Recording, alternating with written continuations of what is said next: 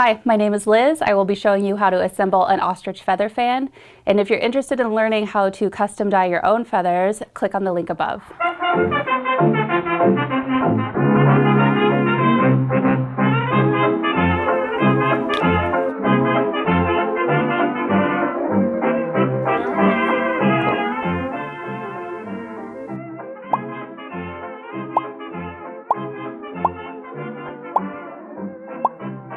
The first step is to sort the feathers into piles. Feathers that lean to the left, feathers that are straight, and then feathers that lean to the right. I will do this for both the 25-inch plumes and the 18-inch drabs. If you do not have an even amount of feathers leaning both ways, you can manipulate the stems gently with a back and forth motion. Do not force them because you can break the stems. After you sort them, separate the left side out of your area so you do not get them mixed up with the right side feathers. I am using custom-made 14-inch acrylic stave sets with 5 sets of holes. Any size stave will work. The larger the stave, the larger the feathers, and the more layers you can have. Each set has 12 single staves and 13 washers. I use a bowl to collect my screw, bolt, and washers. You will need wire cutters and pliers.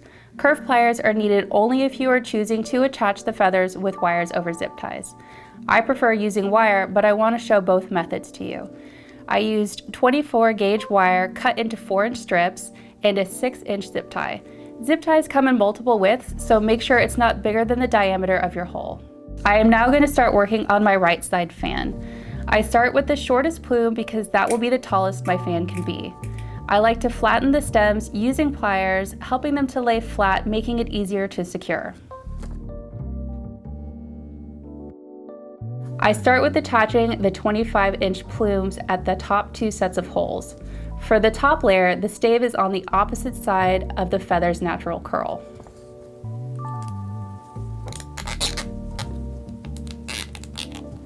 And then I have this little gun that I like to use.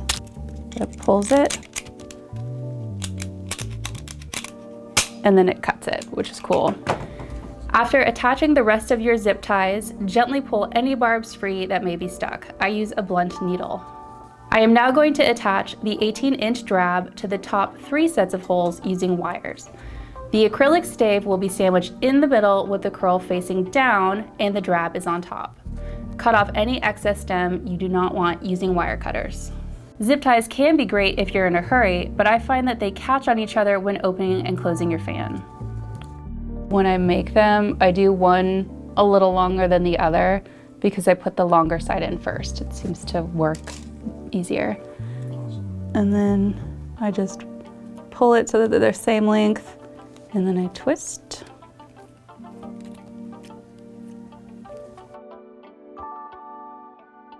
And then I take bent nose.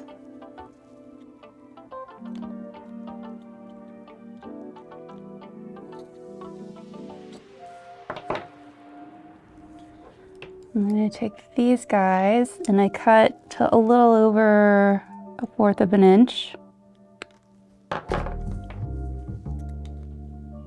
And then I test to see the feather if it moves, and if it moves, then I keep going.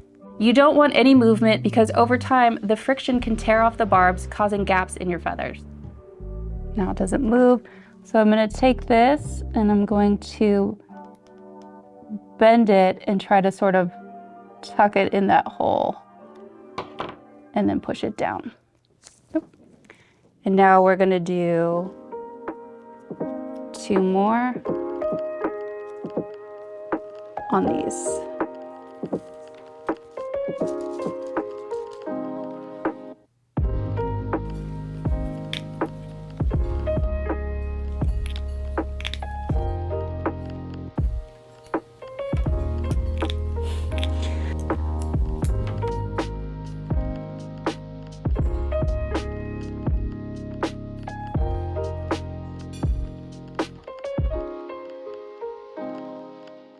Picking the order of your feathers is super important. You want the feathers without a curve in the middle, ones with a little bit of a curve right next to it, and the really droopy ones on the outside.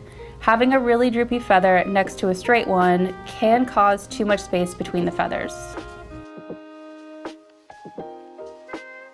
Now that I have decided the order of my feathers, I am going to start stacking the washers and staves on the bolt with the curl facing towards the ceiling. You can reorganize this as many times as needed until you get the right lineup of feathers. Once everything is stacked, add your screw to secure.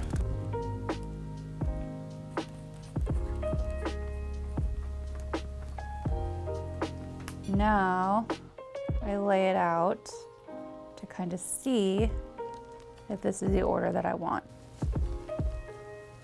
So now we're going to sew it. I use a blunt needle to help me get the fishing wire through the holes.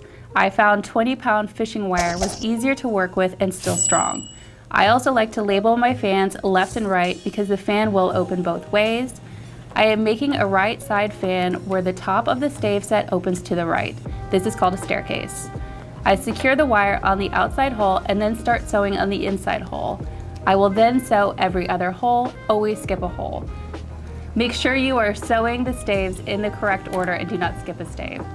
So we're gonna go from this one to this one. We always skip a hole. So what I do is I go under twice and I hold the wire because the wire finds way to create knots. So now I've got kind of like a double loop there. I'm gonna loop underneath it to try to create a knot here. Made itself into a knot, I'll do it again. There it goes.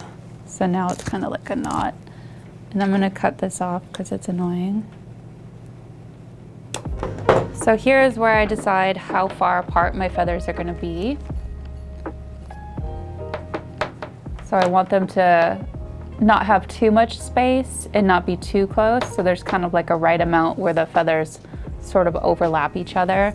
All right, so here is where the crucial part is, where we tie a knot and figure out how far apart to make this. I'd say probably like right there. So I'm going to slide in here.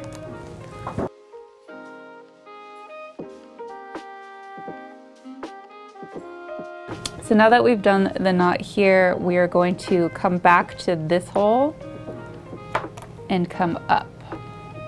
Boop. Cool. Nice. So now we're here. We're going back to the same hole one last time. Through here. And then I have to do this or it's gonna knot.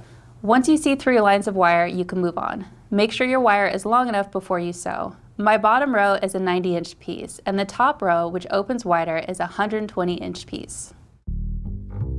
So now I go from this hole to this hole.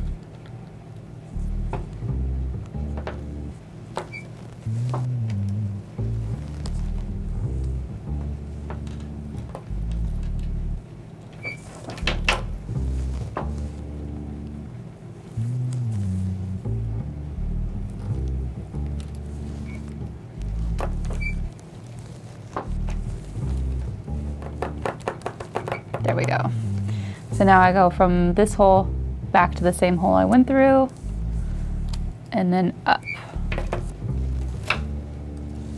Oh yeah, and then from this hole to that hole one last time.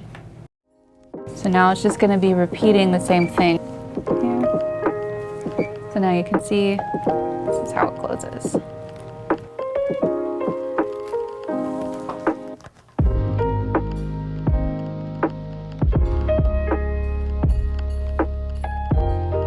So now I'm going to cut it. You'll now repeat that same process for the left side fan, making sure that the top staircase opens to the left. If the fans are large or heavy, you can add additional support by sewing a second fishing line on another set of holes. To create more of a curl for your fan, you can use a large barreled curling iron on a low setting. Now this may be a 10-minute video, but depending on how many layers you are making, this can be a 4-hour process all the way up to 8. Looks good to me. I'm Liz with Dharma Trading. This has been your feather fan assembly tutorial. Don't forget to like and subscribe.